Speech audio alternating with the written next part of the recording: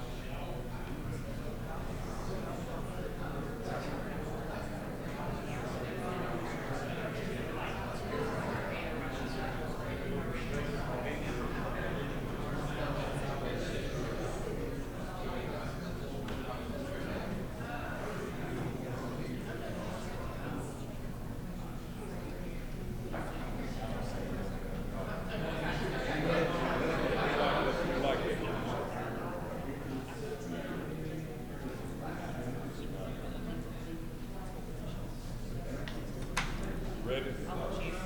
Yeah. All right, watch your step. You ready?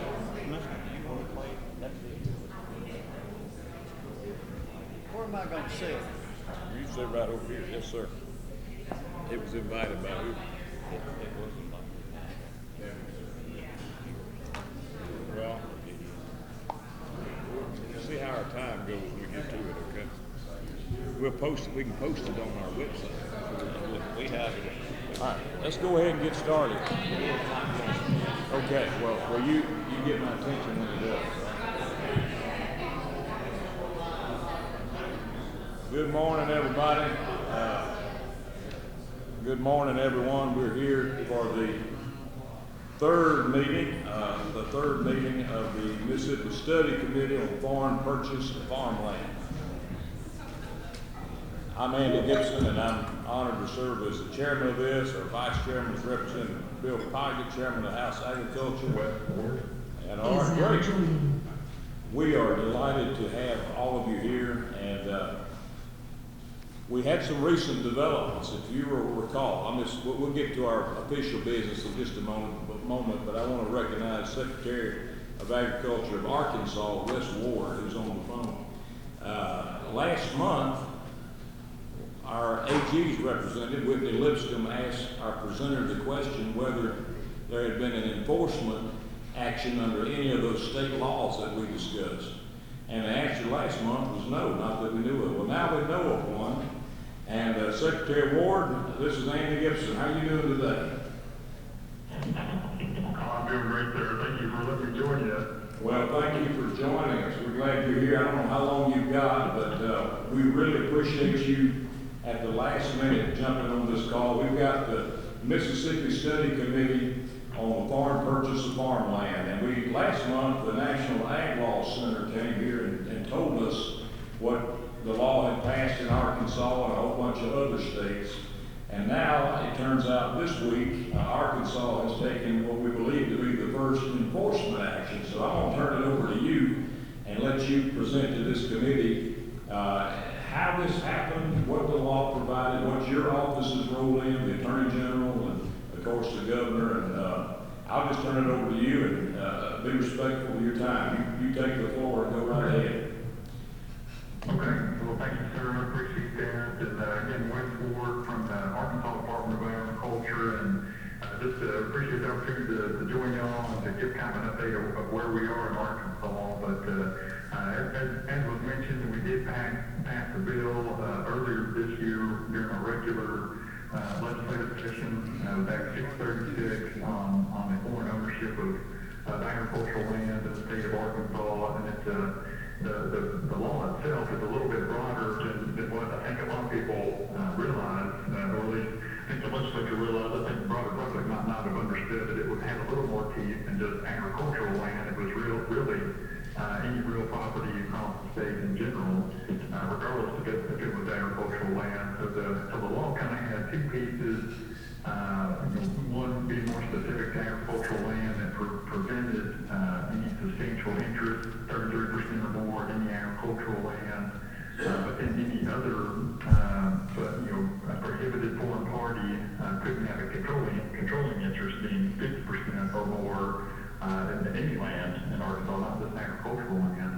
And those prohibited foreign parties would be the countries that you would expect. So we tied ours to the International Traffic in Arms regulations, so it's tied to a federal list. It's on the Code of Federal Regulations, as well as Department of State entities of concern, being not nation-state actors, but broader organizations that are adversarial to the United States. And so we started, when the law passed, it had an effective date of August 1st.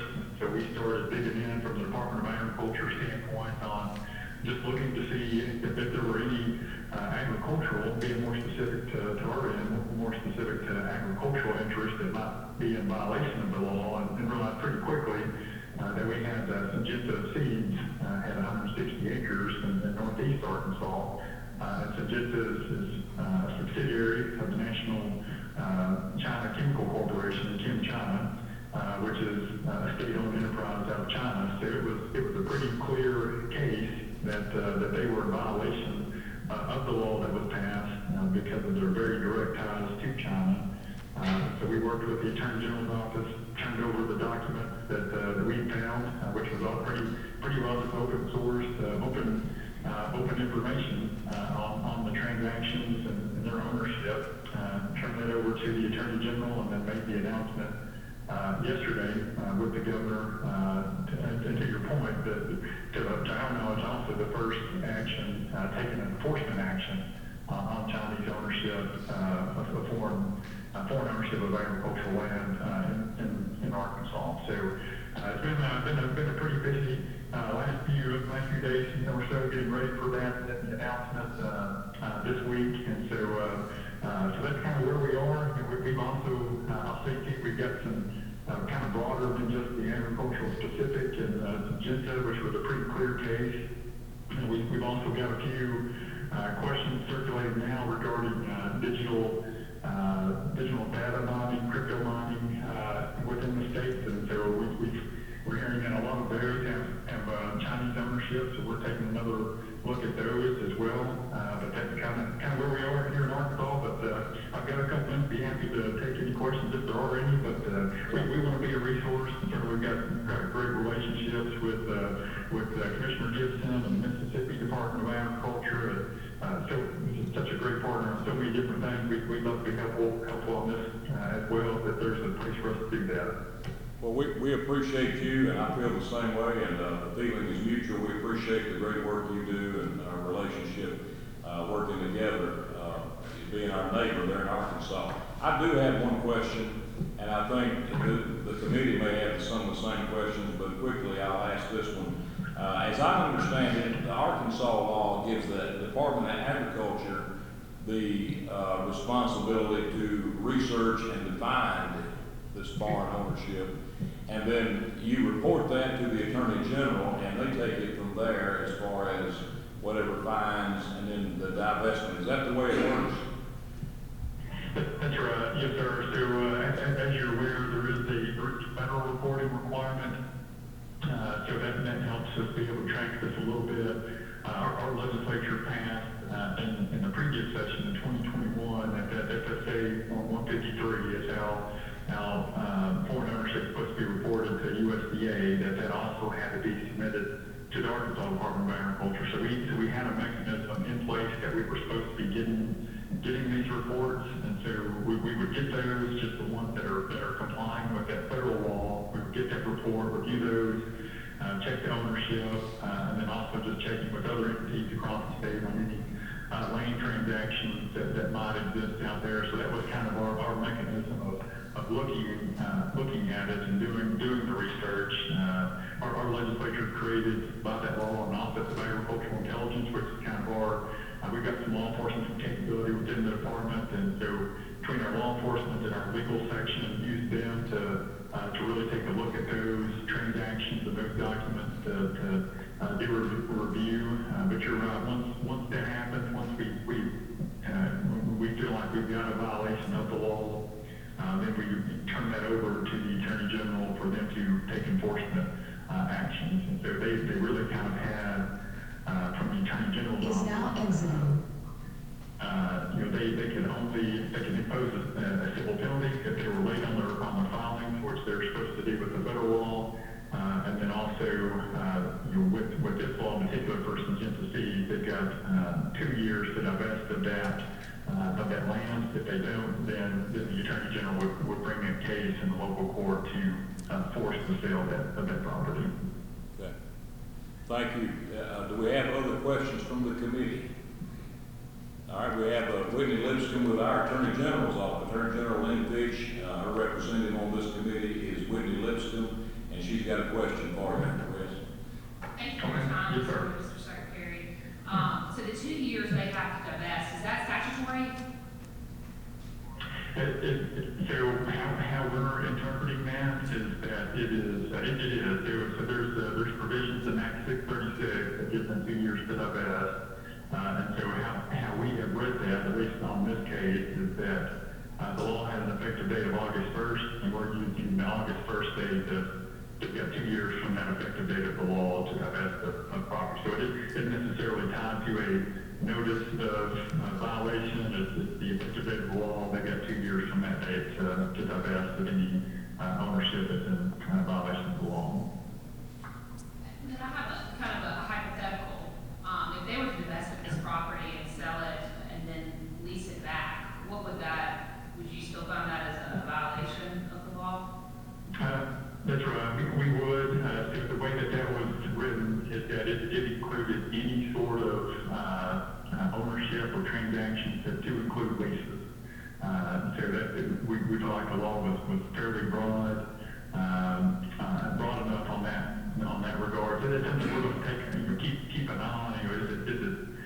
Is it accurate? Is it the way that it should be? But as we interpret now, it does include leases as well. And then just one more clarification. Y'all's law just applies to those countries listed by the Department of State as foreign ag series, right? That's right. So it's the ITAR, which is the International Traffic in Arms Regulations. That's found at the Code of Federal Regulations 126, if I remember that number correctly. But it's tied to that CFR list on one hand, the ITAR list, and then there's also a Department of State entities of particular concern. It's both of those. Okay. Thank you. Good. Any other questions from the committee? I know the secretary is on limited time. Any other questions? All right, Ted Kendall with Mississippi Farm Bureau has a question. So, I see that prohibited Speak to countries are listed. Can you hear me? Prohibited countries are listed. Yeah. I see the listing. Does the law address countries that are not on that list, or are they addressed at all?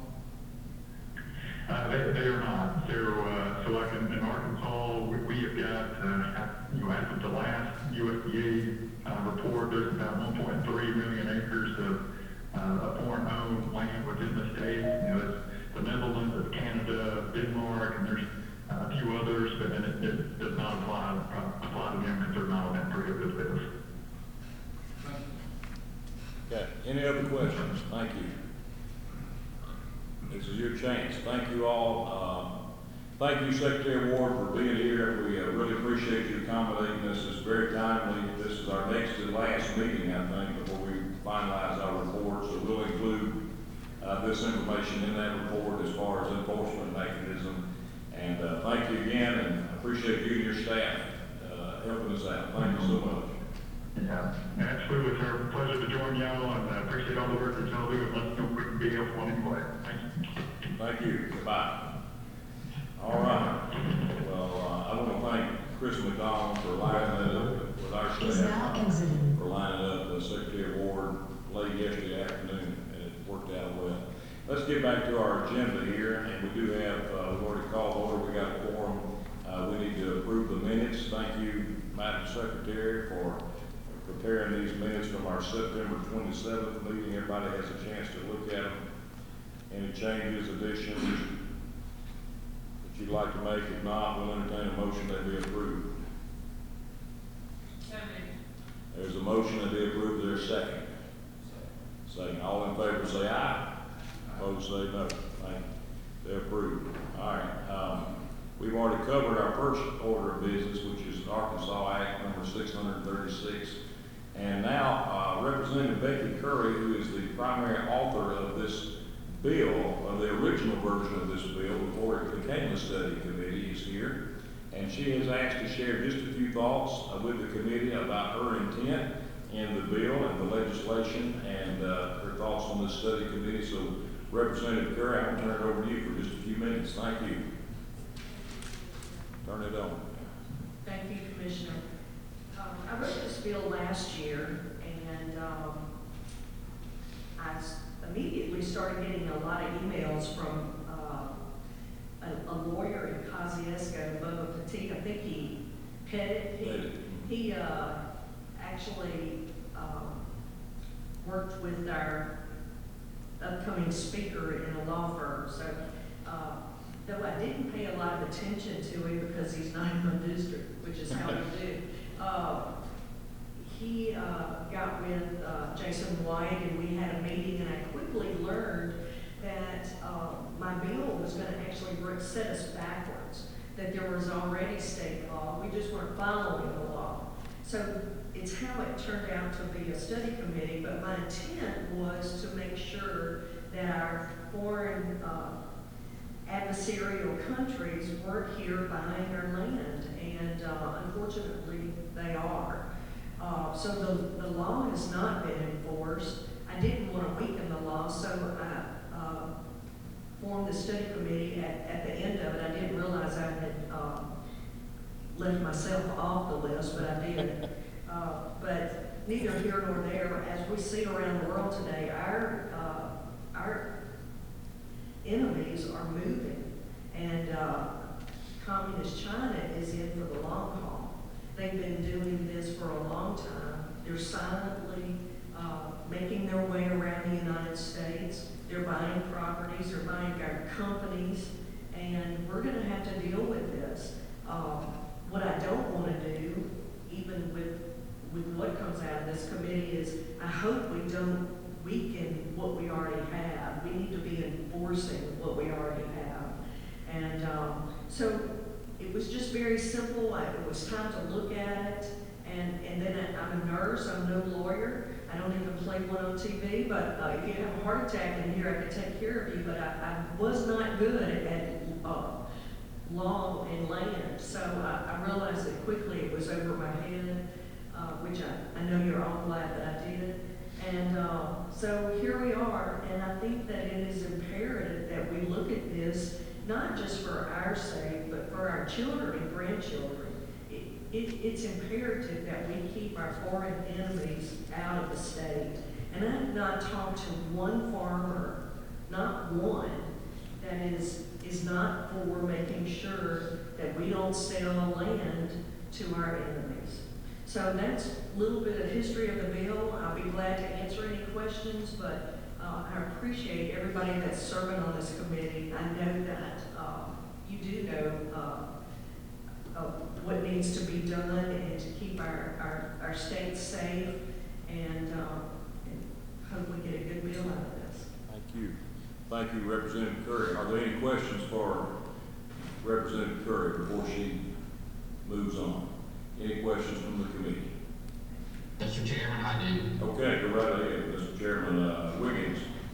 Thank you. Sorry, I came in late. But thank you, Representative Curry.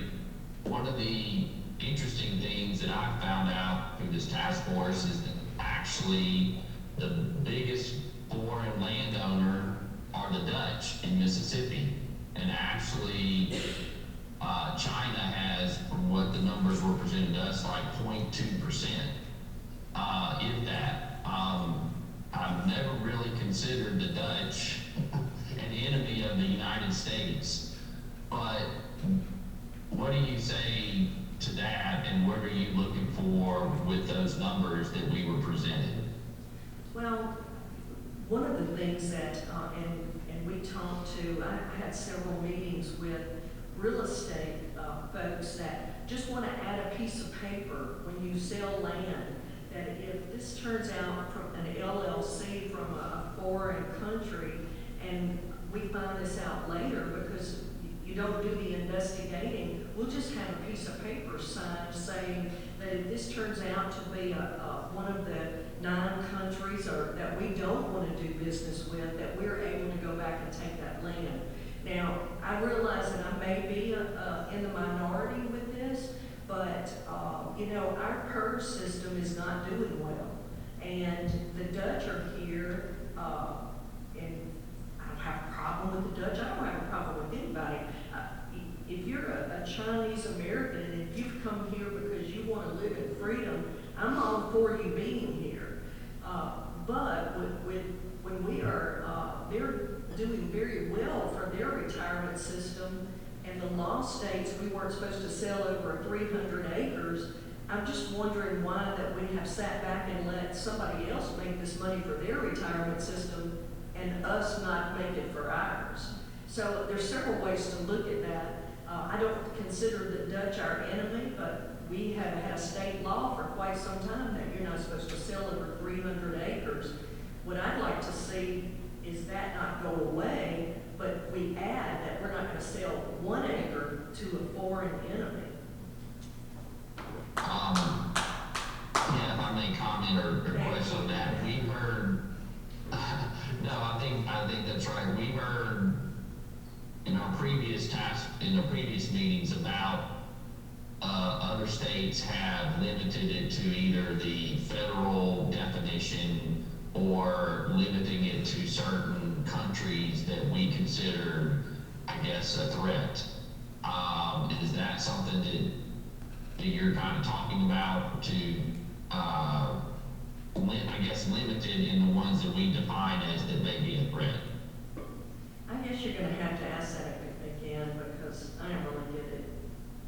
Sorry. Okay, so in our meeting previously, what we heard from the experts and that were presented to us was that other states who have looked at these type of laws, when they've done legislation, they just said that they've limited, I guess, the prohibitions to a list from the United States Secretary of State or to a federal law that's in place. And under federal law, there is what's called either a terrorist list or a enemies list of countries. And so, and what we were told by the attorneys were that's the smart way to do it, if you will. So I'm just seeing if that's what you're kind of looking at, that would be okay with doing. I absolutely, and I was surprised to hear Arkansas had 9 countries. I'm not quite sure. I think we need to look at the list, and we definitely need to do that. You know, we had a bill last year in session about crypto, and we have been selling places for crypto mining to the Chinese throughout the state for a while now. I think it's things we've got to look at. We've got to be smart. Like I said, they're in it for the long game. When we want to tell the communist Chinese to get out of our state or our country, they're going to say, well, we'll go over here to these 300 acres and we'll just be over here next to your nuclear power plant or your military base. I don't want to wake up one day and we've left this mess to our children and our grandchildren. I just think we have to be smart. And I have to tell you, and maybe I'm smaller minded than some, but I don't give a hoo-hoo about the Dutch or anybody else. I care about Mississippi and Mississippi farmers and Mississippi future.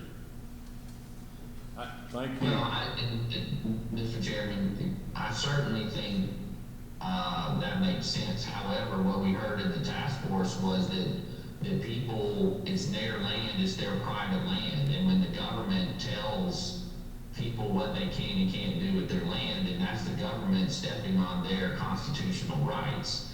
And what we've heard is that that's a balance that we have to deal with. So, and that was kind of what was being said in the task force previously, which was we have to be smart, to use your term, about that, because if we tell landowners they can't sell to the Dutch or to whomever, then we're invading their rights to do what they want with their own land. Well, and I agree with that, and, you know, what I just don't want to see is that we weaken our law. We have a strong law, we just don't follow it. Nobody's ever enforced it. So moving forward, I think we need to put our 9 countries, but I don't want to see that other law weakened. I want to see it enforced and added to, not taken away. If I could interject, I don't want to interrupt y'all, but for the benefit of the committee, in your packet is the list of the prohibited countries listed in 22 CFR 126.1. It starts in alphabetical order with Afghanistan. It goes on down through several countries, and China is on there, Cuba, Haiti, Iraq, Iran. It's more than 9 countries. That's the way Arkansas went this. I just wanted to get that on the record for everybody's benefit. That's in your packet. That was provided to the committee. Y'all go ahead. If you're, I'm done. Thank you, Mr. Chairman. Thank you, Representative. Thank you. Thank you. Any other questions for Representative Curry? Thank you, Madam Chairman. Thank you for being here. We appreciate you. Thank you. I appreciate you. We worked together a long time, and I'm just proud you're chairing this committee. I know we'll have good work come out. Thank you. Thank you very much. All right. Our next matter of business is we did get several public comments and testimonies since our last meeting. I think a total of 8 or 9 different folks submitted comments since our last meeting. All of those comments and testimony will be included in the report to the legislature that we have to submit by or before December the 1st. And I certainly hope we can get that report to them before December the 1st. And we'll talk about that at the end of the meeting. But while I introduce our next speaker, I want her to come. Casey Anderson is the Executive Director of the Mississippi Forestry Association. And on behalf of the Mississippi Forestry Association, she is here today.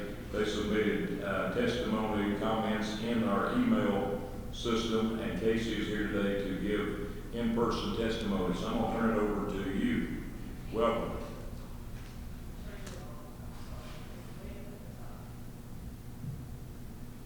Awesome.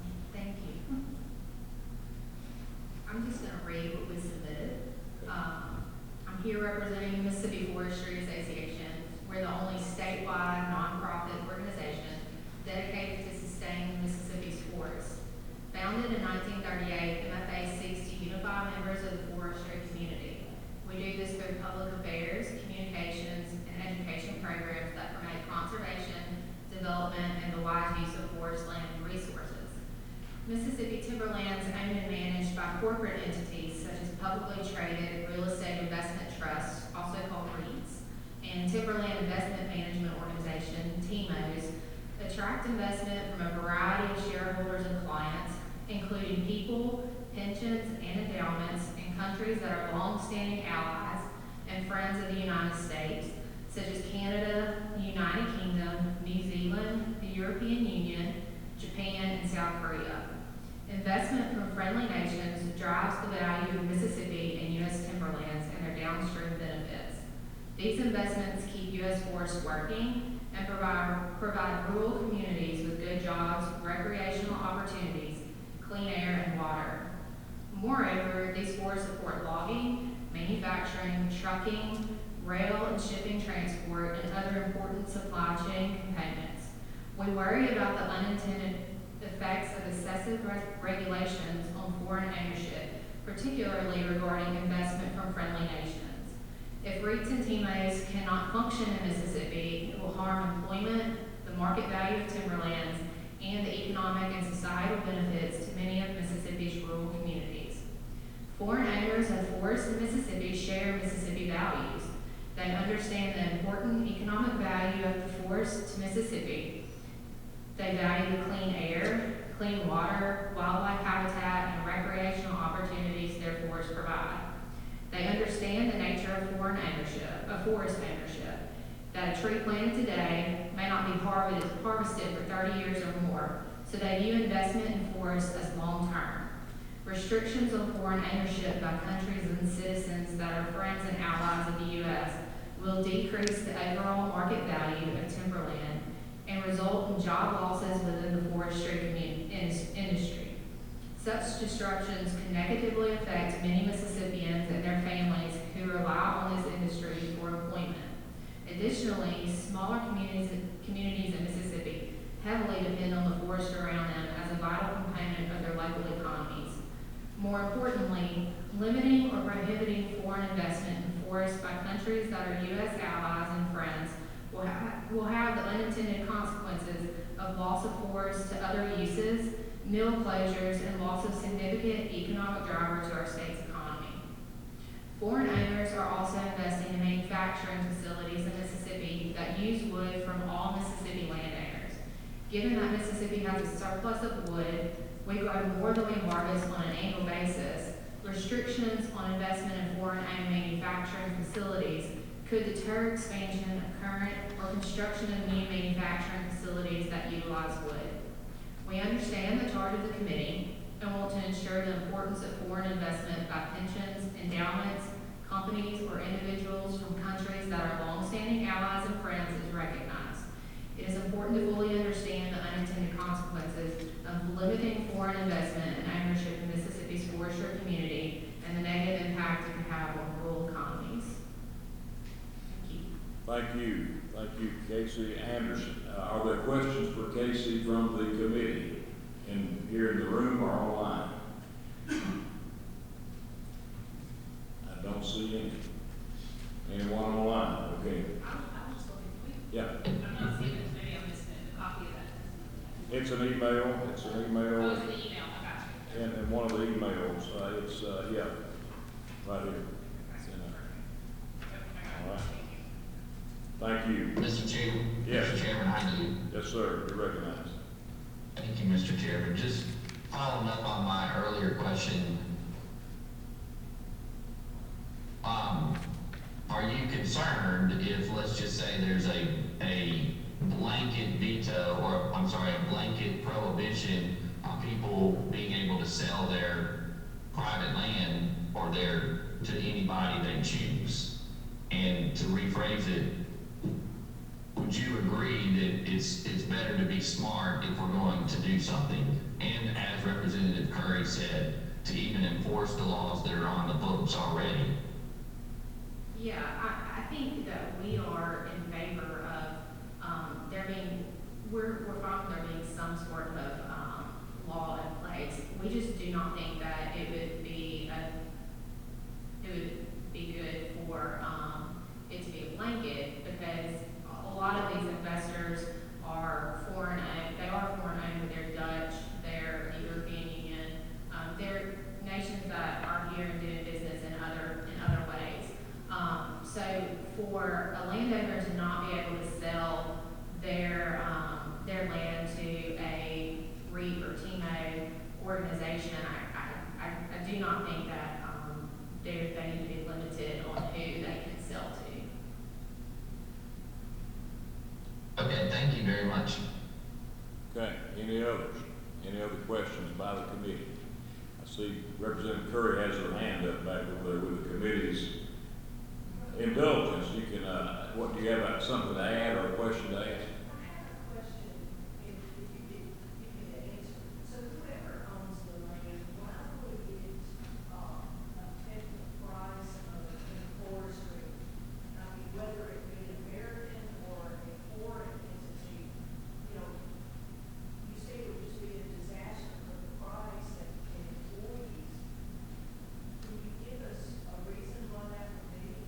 Sure. Well, if you think about, let's say hypothetically, that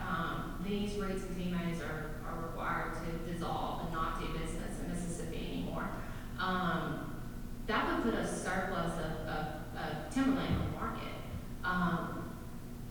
I don't think that we would have enough individual private landowners that could come and snatch that timberland up at the current price. I think that if that were to happen, then you're not able to supply mills with wood. Your mills that use the residuals from those mills that are consuming the actual log would not be able to, they wouldn't have any residuals. So therefore, you would have a loss of jobs. The market would be severely impacted on many different levels. Submit something to me, because I'm just not seeing why ownership would matter on the wood. Yeah, I can come up with, I can find something for you to send, Okay. and I'll send it. That'd be good. We have Representative Cockerham, Madam Chairman, you're recognized. Thank you, Mr. Chairman. And so, Ms. Anderson, I want to make sure that I'm understanding your testimony correctly. So, in Southwest Mississippi, we have a lot of timber, we have a lot of mills, plenty in 8-Minute, Wilkinson, Pike, Adams, my whole district, that whole left quarter of the state. So, are you saying that if we restricted to these countries, the prohibited countries that are in our packet, would that have an effect? No, that would not. Okay, that's what I wanted to make sure of. Okay, thank you. Mr. Allen, Meredith Allen has a question. I just want to make the comment as far as we're talking about timberland, but I'm more familiar with cropland. And I just want to make the comment that anytime you restrict buyers, particularly from friendly nations, then when there are fewer buyers, then there's less demand and therefore less value for the land. So I agree with you. I would not want to restrict it from our friendly allies overseas or any country other than these adversarial countries. And certainly wouldn't want to limit it to 300 acres because they are Germans, they're British citizens, people that own cropland, that they lease it to farmers who are making a good living farming this land. They've been long-term investors, primarily family owners that I'm familiar with. And it's been good for land value, and it's been good for the farmers who work in the land that were not able to buy the land, but they're making a good living for their family farming the land. Thank you. Thank you. Any other questions on the committee, among the committee? Anybody online? I don't see any. Okay. Thank you, Ms. Anderson. Thank you for your testimony. Next up, if he's still there, is Adam Savage, still with us from the American First Policy Institute. Adam, welcome. Yeah, I see you there. We're glad that you're here today, and thank you for submitting your testimony. You're going to summarize it, I understand, in about 5 minutes or so, but you're recognized, so right ahead. Thanks for inviting me this morning. Yes, it already was less than 5 minutes, so it'll be quick. But I do want to give a brief comment afterwards about the different types of countries covered. But formal remarks. Mississippi's agricultural land is a strategic asset that provides food security and independence to the U.S. and Mississippi farmers are an essential part of the nation's fabric. Mississippi has approximately 34,700 farms that cover 10.4 million acres and employ 17.4% of the state's workforce. And its crops, including poultry, eggs, soybeans, corn, and cotton, contribute $9.72 billion to the country's economy and support communities throughout the state. However, Mississippi agricultural land faces a significant threat. Mississippians must be vigilant because foreign adversaries own a significant amount of U.S. agricultural land. Allied countries such as Canada, the Netherlands, and Italy hold large tracts of U.S. land, which does not necessarily impact our national security. On the other hand, countries with adversarial governments that spread malign influence at all levels of our society to undermine us should not be allowed to acquire it. The Chinese Communist Party is an adversary of the U.S. politically and economically, with a stated intention of overtaking us. Securing and dominating world food supply chains is an integral part of China's Belt and Road Initiative, which also promotes hoarding of computer chips, minerals, and other sensitive commodities.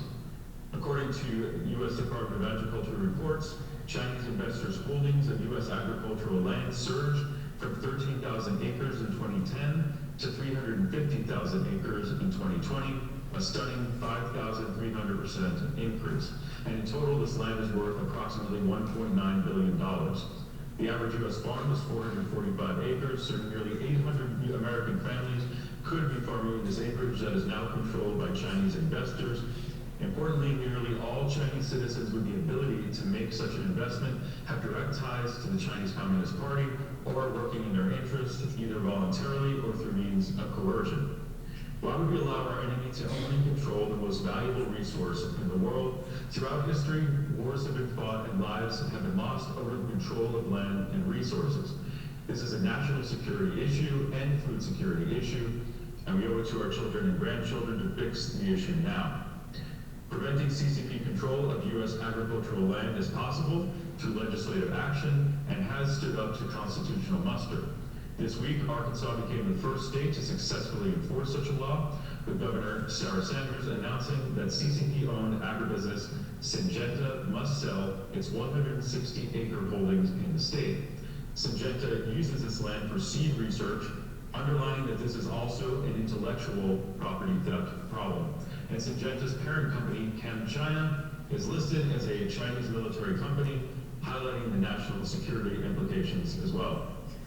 In 2023, at least 6 other states, including Florida, Montana, North Dakota, Tennessee, Virginia, and Utah, have enacted laws effectively preventing the CCP from controlling agricultural land. At least 15 others, including Mississippi, introduced legislation in the 2023 session.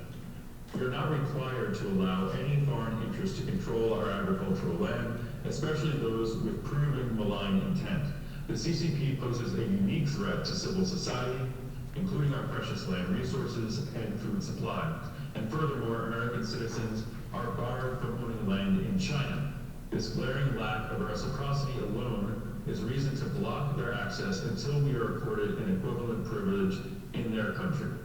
The best way to secure our nation is through economic prosperity, and therefore we must fortify our supply chains, ensure national self-reliance to marginalize the CCP and its strategies to subvert us.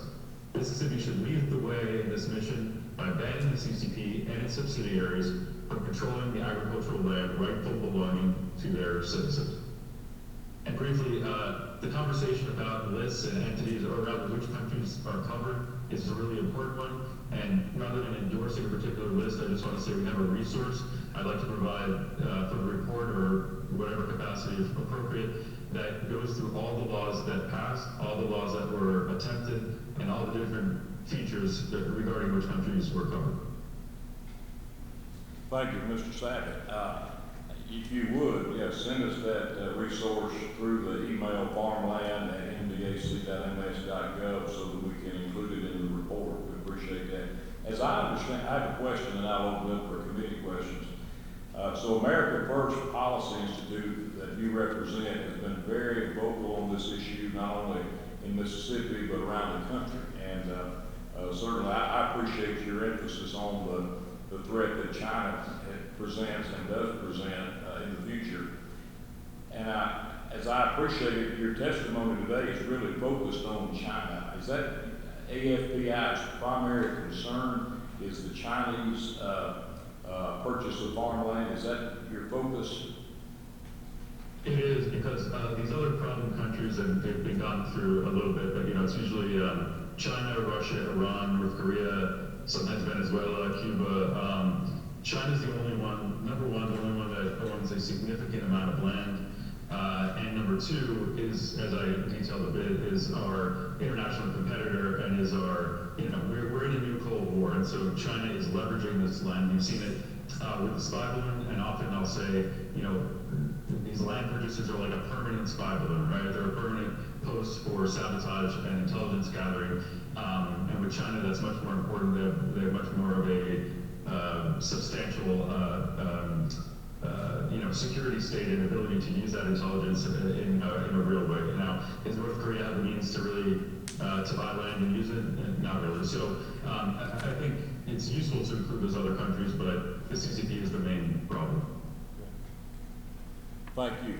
Other questions by committee members? For Mr. Sackett, Adam Sackett with American First Policy Institute.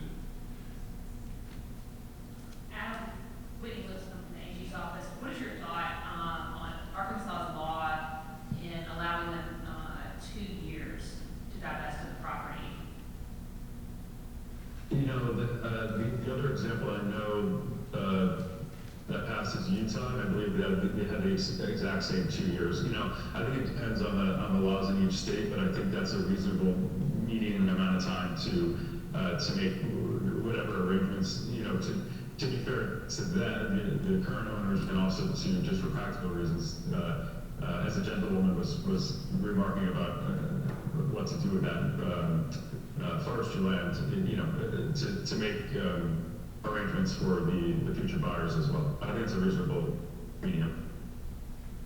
Okay. Thank you. Any other questions? Okay, anyone online have a question? I don't see or hear any. All right, well, thank you, Mr. Sackett. I thank you for your testimony and your time, and do send us those resources. And just to clarify, I think I heard you say you're not endorsing any particular legislation. Is that correct? Right. That's right. We don't have a model legislation. We simply we support what works in each state, and we understand the agricultural sector is different and the existing laws are different. That's important. Representative Curry said so. You may not want to match it with that or create new legislation. It depends. Okay. Thank you very much. You have a great day. Thank you. Thank you. Thank you. All right. I have quarter till 11. We want to try to get done by 11. We did have a pre-recorded video by Mr. Owen McIntosh, but I think it's about 10 minutes long. Is that right, Chris? So before we get into that, is there anyone here among the public who submitted comments to this committee that would like to say a few words at this time? Anyone? If you're here, raise your hand and stand up so we can see you. All right. Yes, sir. Mr. Lee McCoy, you are recognized. Why don't you come up and grab a microphone and just say a few words? And I would ask you to keep your remarks 5 minutes or so.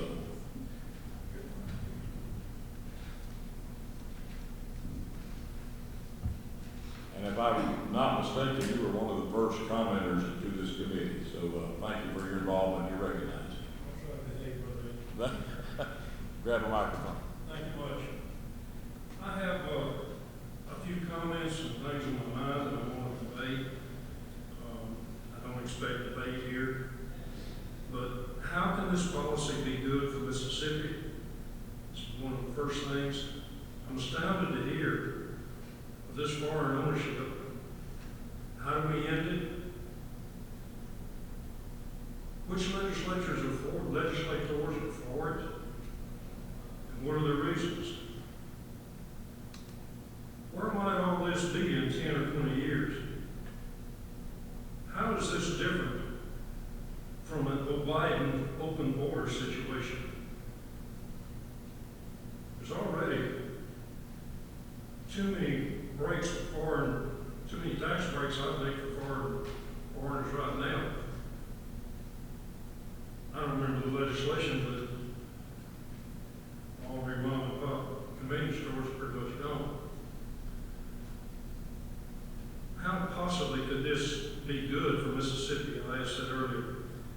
If it will hurt foreign trade, explain and discuss. Because I don't believe selling our land to foreigners benefit our trade. Why hasn't the present law been enforced? Probably no Mississippians own agricultural property in Canada, Netherlands, obviously not Communist China. In short, if our law is not enforced or improved and strengthened, you can call whatever legislation you introduce as the Mississippi Sharecroppers Law of 2024, because foreign ownership will result in the taxpayers and citizens of Mississippi being essentially sharecroppers. Now, most of you are in here too young to know the history of the South and sharecropper situation. And I'm old enough and I've heard enough from my daddy and my granddaddy. And we don't want Mississippi to be brought to that level again, black, white, or any race. Thank you. Thank you, sir. Thank you, sir.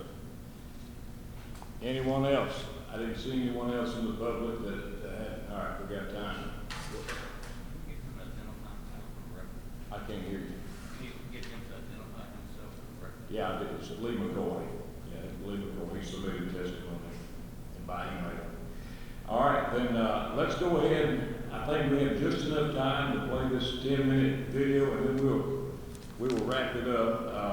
And I'll let you review the comments yourself on that are in your packet. And then after this is done, I'm going to make a proposal to y'all about drafting a report. But let's get this ball rolling and listen to it as quick as we can. Hello, my name is Alan McIntosh. I'm here at the invitation of Representative Curry and Representative Wilkes to present to the study committee and Commissioner Gibson my personal findings regarding foreign land holdings in Mississippi, the implications to national security, and potential solution for the study committee to consider as they move forward. My current credentials: I am a Mississippi licensed real estate agent here in the Jackson metro area, but in my past life, I was an intelligence analyst for the Federal Bureau of Investigation, the Defense Intelligence Agency, and the Pentagon, attached to the office of the Chairman of the Joint Chiefs of Staff.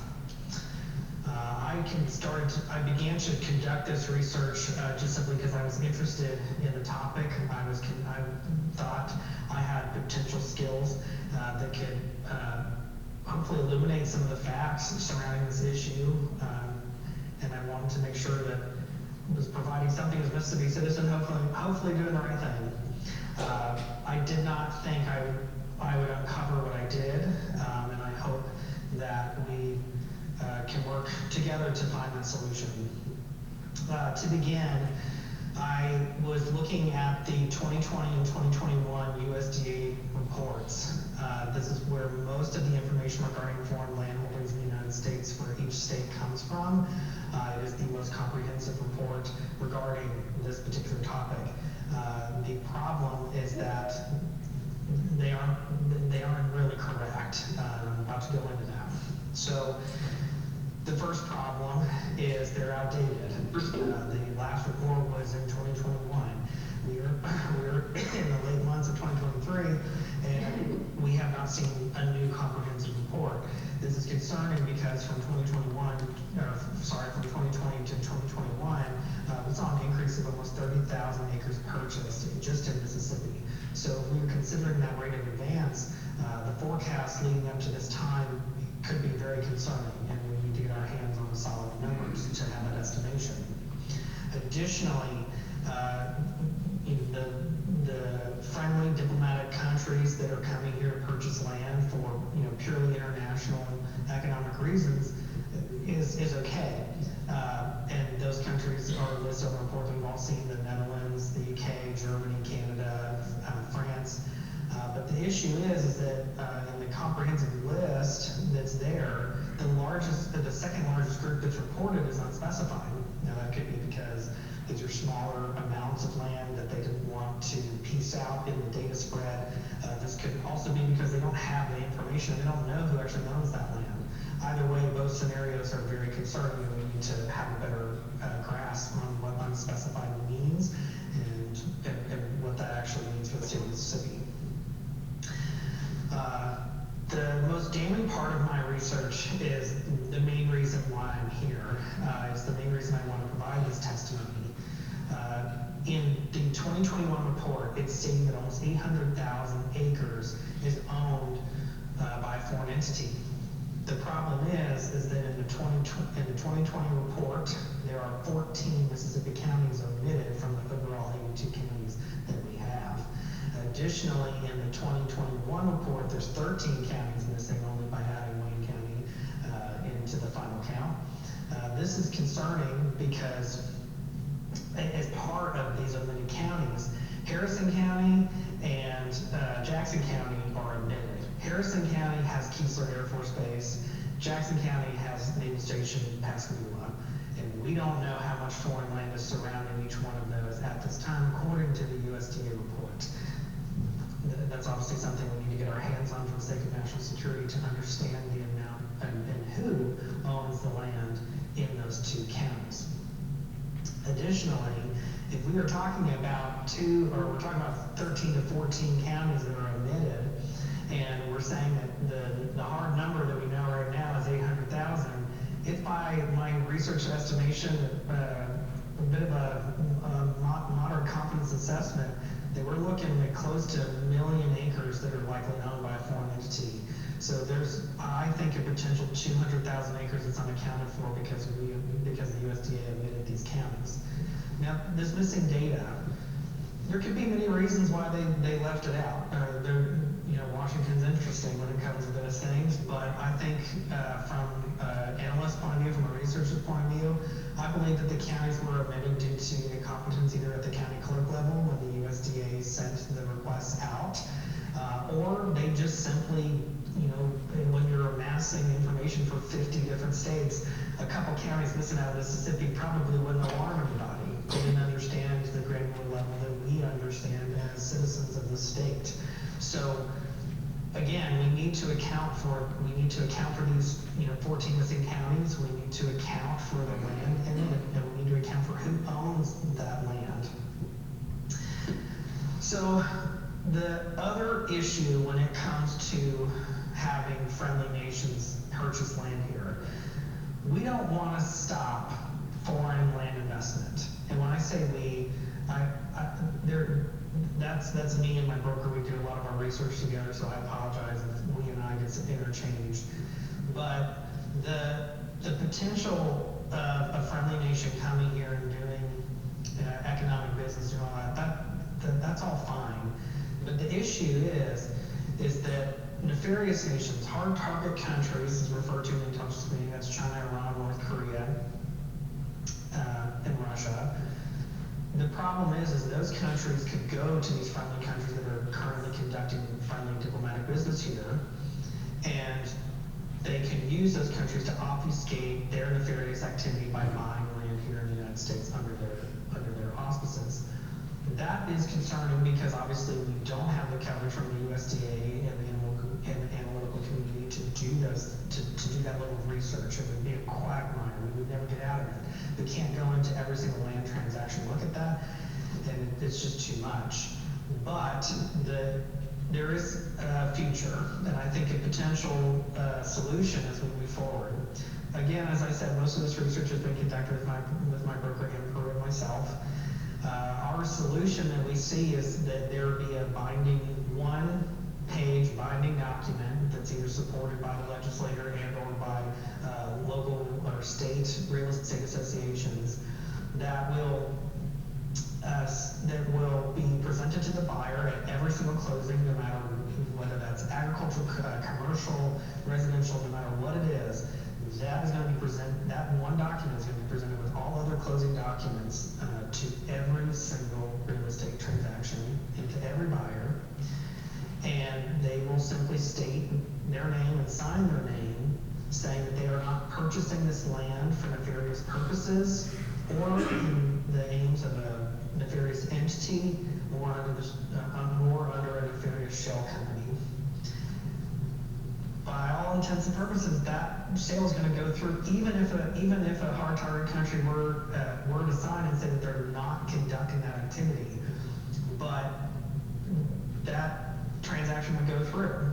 But 5 years down the road, if the Federal Bureau of Investigation was looking into a strategic network and they started to see that an actor was doing something that was illicit, that was harming the United States or harming the U.S. abroad, that they could give them another avenue to go look at that transaction and say, well, these people said that they weren't acting in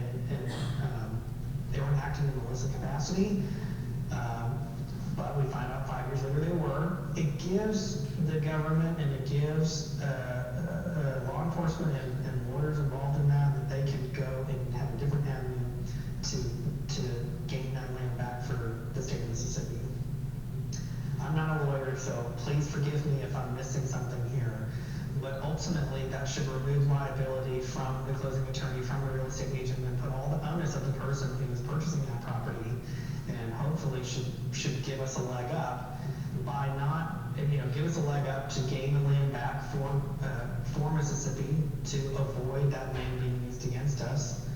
But it also allows enough space and a vehicle that doesn't make the government or get stuck in this big cog of just getting quagmired in thing after thing for looking into every transaction. It's simply a formality that will become great use to U.S. law enforcement and anyone looking to possibly support their aims. So that sounds like a fantastic thing.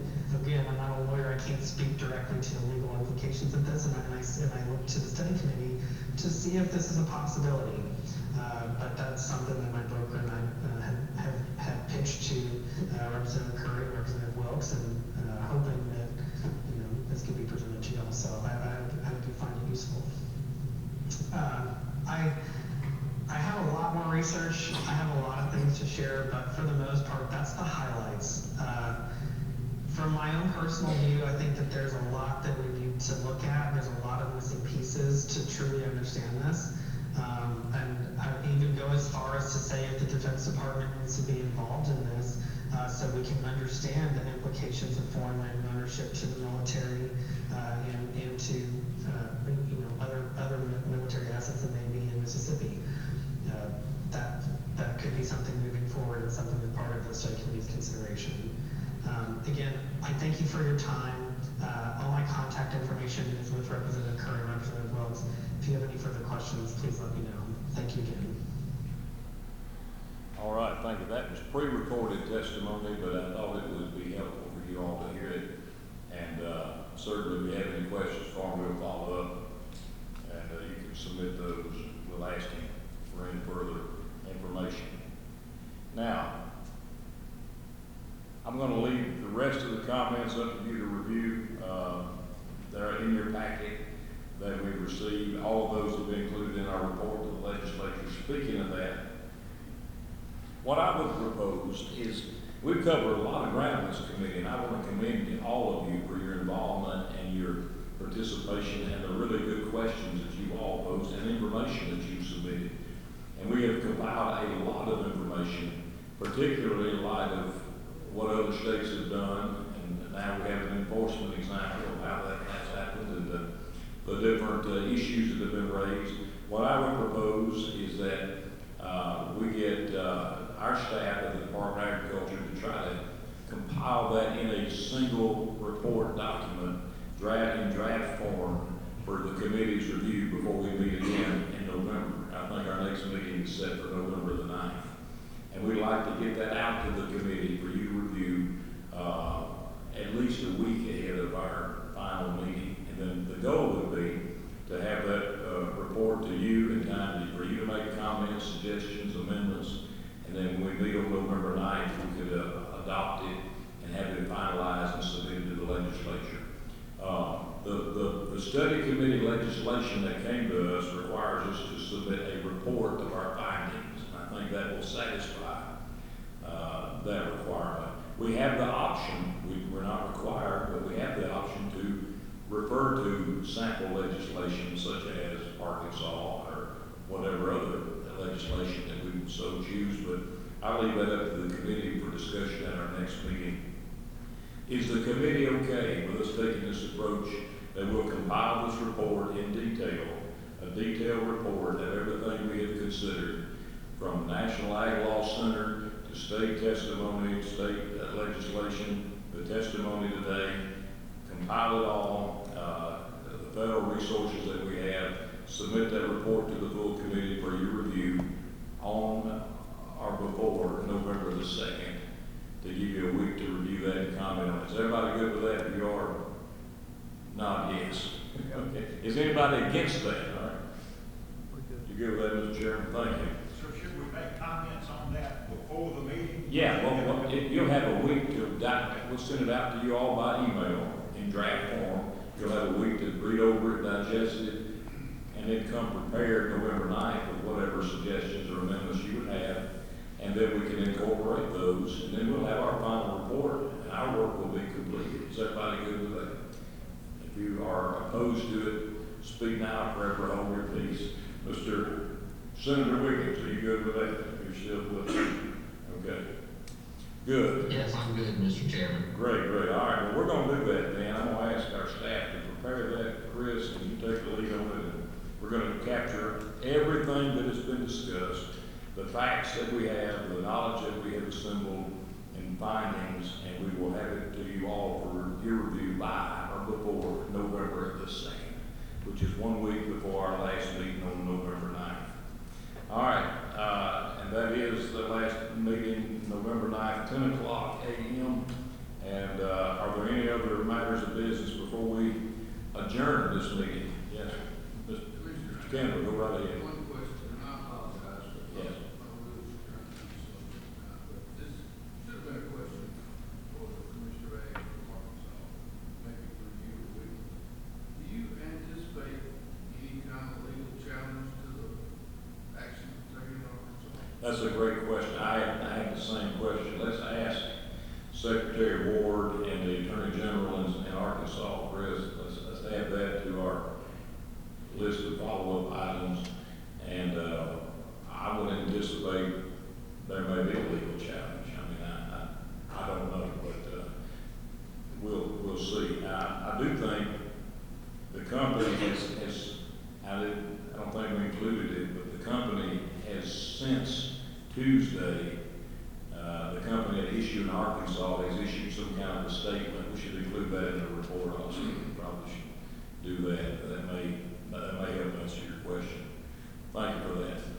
I'll reach out to my contacts in the Arkansas Attorney General's office. Yeah.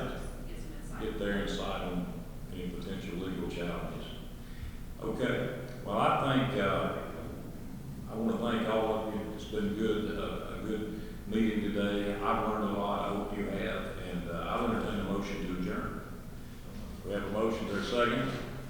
All in favor say aye. Thank you for coming. We'll look forward to seeing you in November and be looking for this draft report. Thank y'all.